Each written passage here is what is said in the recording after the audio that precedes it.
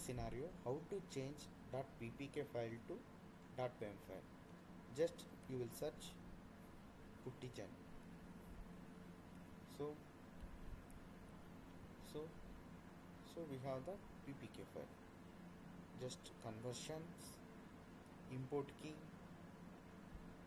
Just take this test.ppk file. Just open.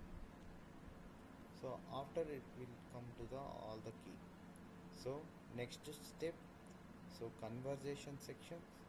Export open SSH key. So in this scenario, .ppk file to .pem file, right? Click on this export open SSH key. It was asking, are you sure you want to save this key without a password to protect it? Like in the sense, it is the asking you can provide any security.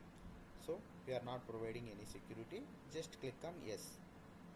It was asking name. So test.pem. So in this scenario, you will mention like .pem. So .pem you can mention. Just save. You will go to the download section. See test pem.pem. Thank you.